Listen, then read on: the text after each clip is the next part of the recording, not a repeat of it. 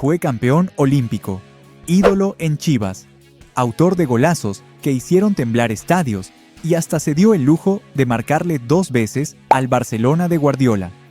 Pero la misma fama que lo elevó también lo empujó a la otra cara del fútbol: indisciplinas, fiestas y problemas con el alcohol que lo persiguieron hasta el final, que lo llevaron a retirarse sin ningún homenaje y en el absoluto olvido. ¿Cómo vive hoy Marco Fabián?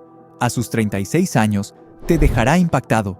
Para entender su presente, hay que repasar su dura caída y final de carrera.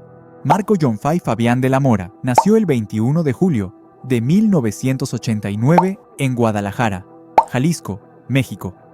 Hijo de una familia trabajadora, creció en una ciudad donde el fútbol es más que un pasatiempo, es identidad. Su padre, Marco Antonio Fabián Vázquez, no era un desconocido en ese mundo. Exfutbolista profesional que jugó en clubes como Tecos y Atlante, también vistió la camiseta de la selección mexicana.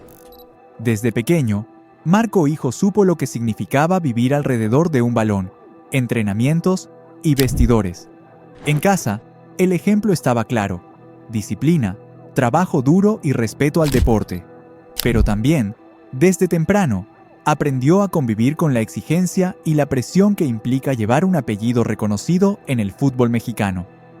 Su padre no lo trataba como el hijo del jugador, sino como un joven más que debía ganarse cada oportunidad. La niñez de Marco se dividía entre la escuela y el campo de entreno.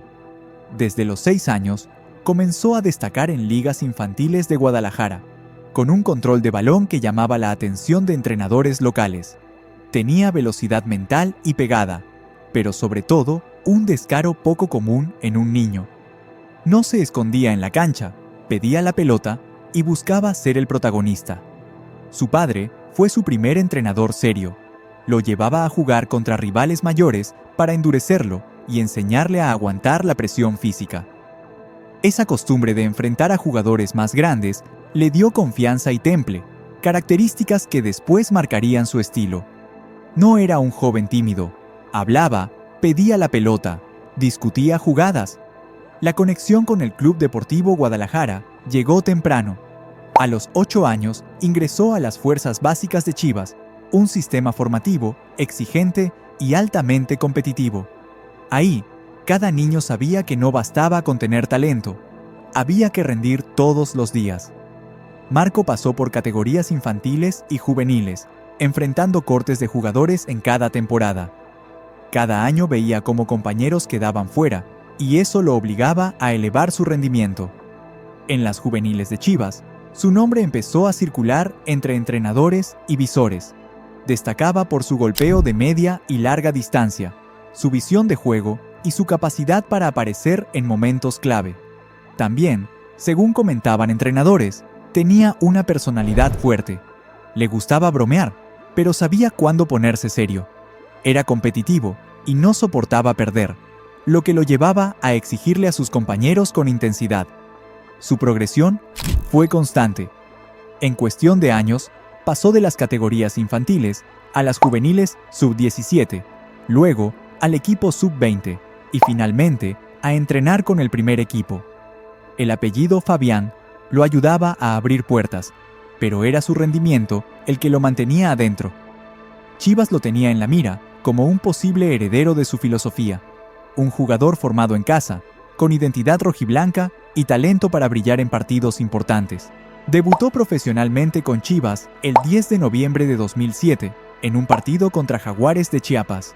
Tenía apenas 18 años, pero desde sus primeros minutos en Primera División dejó ver lo que lo diferenciaba: inteligencia para ubicarse, toque preciso y una pegada que llamaba la atención de inmediato.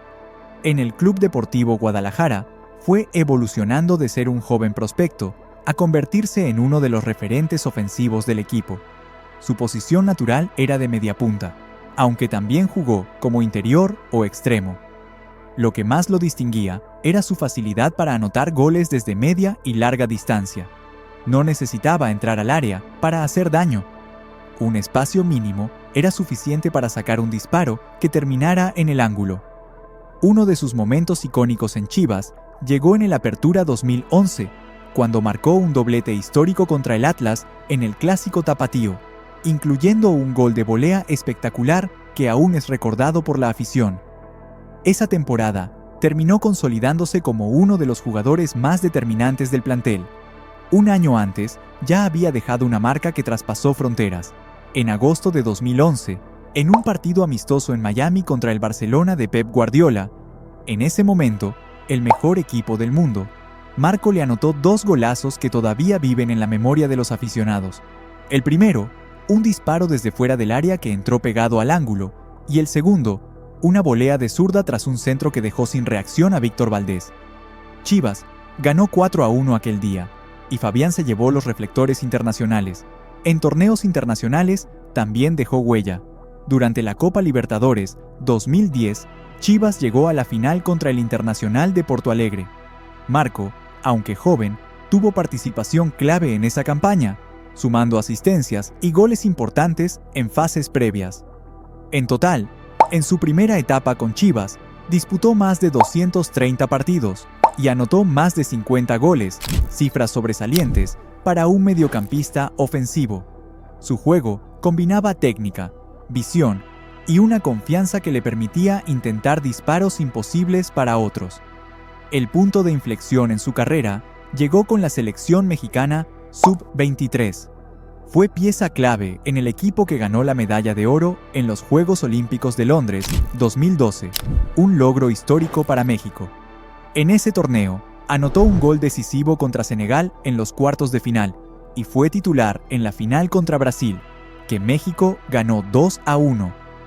No solo se trataba de goles, sino de su capacidad para aparecer en partidos importantes. Su visión para filtrar pases y su precisión en los tiros libres lo hacían un arma de ataque constante. Ese oro olímpico lo puso en la mira internacional y elevó sus expectativas de dar el salto a Europa. Antes de su aventura europea, tuvo un breve paso por León en el Clausura 2014, donde disputó pocos partidos, pero mantuvo un rendimiento aceptable.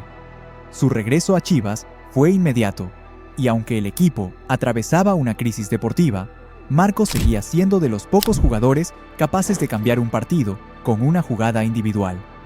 En diciembre de 2015, fichó por el Eintracht Frankfurt de la Bundesliga alemana. Su llegada generó expectativa y no tardó en cumplir.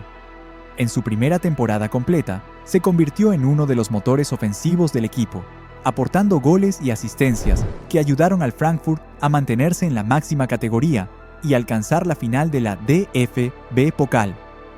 Uno de sus goles más recordados en Alemania fue un misil desde fuera del área contra el Darmstadt, que fue elegido como uno de los mejores tantos de la temporada en la Bundesliga. Su estilo de juego encajaba con el fútbol alemán: intensidad, rapidez en las transiciones y disparos sorpresivos. En total, con el Eintracht jugó 50 partidos de liga, anotó 8 goles y dio 12 asistencias. También levantó la Copa de Alemania en 2018, aunque no fue titular en la final por cuestiones físicas. Con la selección mayor, disputó más de 40 partidos y anotó 9 goles. Participó en Copa Oro, Copa América, Copa Confederaciones y el Mundial de Rusia 2018. En las eliminatorias mundialistas y torneos de preparación, se destacó por goles de alta factura técnica. Uno de los más recordados fue contra Alemania en la Copa Confederaciones 2017. Un disparo de larga distancia que dejó inmóvil al portero Marc-André ter Stegen y que fue catalogado como uno de los mejores del torneo. Marco tenía la virtud de aparecer en el marcador aun cuando no era delantero, y en partidos de alta presión, eso era oro puro para cualquier entrenador. En 2019 firmó con el Philadelphia Union de la Major League Soccer. Su debut fue prometedor, con goles y asistencias en sus primeros partidos, pero las lesiones y altibajos en su rendimiento impidieron que se consolidara como figura de la liga. Tras su paso por la MLS, regresó a México para jugar con el FC Juárez en 2020. Aunque mostró destellos de calidad, nunca recuperó el nivel que lo llevó a Europa y a la selección nacional. En años posteriores, tuvo breves etapas en clubes como el Mazatlán FC y ligas menores fuera del radar internacional. A pesar de que su nombre seguía siendo conocido, Su influencia en la cancha ya no era la misma, pero mientras las luces del éxito lo iluminaban, en la sombra empezaba a crecer el problema que cambiaría el rumbo de todo: el comienzo de su caída. Marco Fabián empezó a perder el brillo cuando lo que pasaba fuera de la cancha empezó a pesar más que su talento. Ya en 2011, durante la Copa América en Ecuador, la federación lo separó de la concentración y lo multó junto a otros jugadores tras filtrarse que se habían llevado escorts al hotel. La sanción fue fuerte: 6 meses fuera y una multa de 50,000 pesos por indisciplina. Esa fue la primera vez que su vida nocturna interfirió con su carrera de forma pública. Luego, en Chivas, mientras se recuperaba de una lesión en el hombro en 2013, fue señalado por vecinos por organizar fiestas constantes en su casa.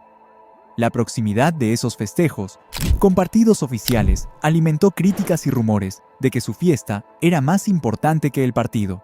Ya no era solo anécdota, había testigos que, cansados, hablaban con los medios. El escándalo no se detuvo ahí. En 2018, una vez más, se le involucró en desmanes previos a la concentración rumbo al Mundial de Rusia. Se filtró que llevaron escorts al hotel en Dinamarca, lo que generó indignación pública, aunque en esa ocasión evitaron sanciones oficiales. La crisis dio otro giro durante la pandemia. En marzo de 2021, estando en Juárez, rompió protocolos sanitarios al ser captado en una fiesta con el cantante Atzo Alejandro. Aunque en redes sociales no se veía que bebiera, la juntada sin cubrebocas ni distancia llegó a autoridades y al club, que lo apartó 10 días y lo multó económicamente. En su siguiente paso por Mazatlán FC, la afición ya no lo ovacionaba. En un partido contra Atlético San Luis, el grito de "borracho, borracho" se escuchó fuerte desde las tribunas.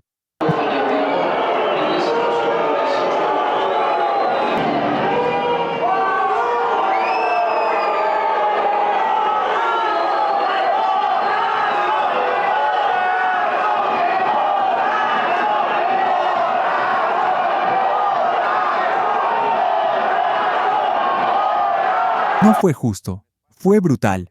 Lo empezó a marcar un público que ya no veía al futbolista talentoso, sino al hombre derrotado por sus excesos. Frente a tanta condena pública, él buscó una explicación. En una entrevista, alegó que no era algo exclusivo de México y lanzó una crítica al amarillismo. "Se vive del amarillismo", dijo, marcando la defensiva de un hombre que ya no sabía si hablar o callarse. El entrenador, Miguel Herrera, reveló que antes del Mundial de 2014 le había dado permiso para tomar, pero con una condición tajante: "Si lo veo con una cerveza enfrente, ya no vengas". Le permitió libertad, pero con límites, y lo advirtió directamente. Esa frase resume la tensión: talento que deslumbró, pero con una llama que empezó a quemarlo desde adentro. Todo esto derivó en un descenso imparable. De tener ofertas para Europa, pasó a descender a equipos menores. Sus lesiones pasaron a verse como síntomas de un cuerpo que ya no respondía. Su pegada, antes letal, perdió potencia. Su presencia, antes imprescindible, pasó a ser incómoda. Su nombre dejó de brillar en los estadios y quedó marcado por la etiqueta de "el que juega crudo". La carrera murió sin una despedida clara. Sin anunciar retiro, simplemente dejó de recibir ofertas de peso. Terminó en equipos con esperanza corta y fue desapareciendo de las convocatorias y de la atención mediática. Lo que tuvo la fuerza para brillar fue igual de poderoso para destruirlo. Sin embargo, no se quedó atrapado en lo negativo. Con fuerza de voluntad y lejos de los reflectores que alguna vez lo juzgaron, Marco Fabián se reinventó y hoy vive un momento en el que por fin vuelve a ganar, aunque sea fuera de la cancha, su rol actual. Después de que el fútbol profesional pareciera cerrarle todas las puertas, Marco Fabián no se resignó a desaparecer. Sin anuncio oficial de retiro, dejó de aparecer en ligas competitivas y bajó el perfil mediático. Durante un tiempo, su nombre apenas sonaba en notas sueltas, más por rumores que por logros. Sin embargo, en 2023 sorprendió con un movimiento inesperado. se convirtió en presidente y jugador del FC Sant Julià, un club de la primera división de Andorra. Lejos de la presión de las grandes ligas y de las críticas que lo habían acompañado en México, Fabián encontró en el pequeño país europeo un espacio para reinventarse. Allí, rodeado de un ambiente más relajado y con menos foco mediático, asumió un rol doble: directivo y futbolista. Aunque el nivel competitivo no se acerca a lo que vivió en la Bundesliga o en la Liga MX, el cambio de escenario le permitió recuperar algo que parecía perdido: el control sobre su propia historia. En Andorra, Fabián ha podido mostrar otra faceta. Como presidente, ha buscado atraer jugadores, mejorar la estructura del club y darle proyección internacional. Como futbolista, volvió a disfrutar del juego sin la carga de las expectativas desmedidas. Ya no es el joven llamado a ser la próxima gran estrella del fútbol mexicano, pero tampoco es el jugador señalado en cada partido. Aquí, es un líder que intenta guiar un proyecto y, de paso, seguir tocando el balón. Este nuevo capítulo no borra los excesos ni las polémicas que lo marcaron, pero sí demuestra que el declive deportivo no siempre significa el final, que incluso después de perderlo todo en lo deportivo, es posible encontrar un nuevo propósito. En lugar de hundirse definitivamente, eligió un camino distinto, donde la experiencia y la madurez pesan más que la velocidad o la pegada. Las carreras deportivas son cortas y crueles. Un error puede quedarse grabado para siempre. Marco Fabián lo sabe mejor que nadie. Perdió oportunidades que nunca volverán, pero también encontró la forma de levantarse y seguir adelante. Porque la vida, al final, no es solo lo que logras en tu mejor momento, sino lo que haces cuando parece que ya no queda nada por ganar. Tal vez no volvió a ser el crack que prometía, pero demostró que la derrota no es eterna. Siempre hay otra cancha donde volver a empezar. ¿Y tú qué opinas? ¿Marco Fabián mereció, aunque sea un partido de despedida para su retiro?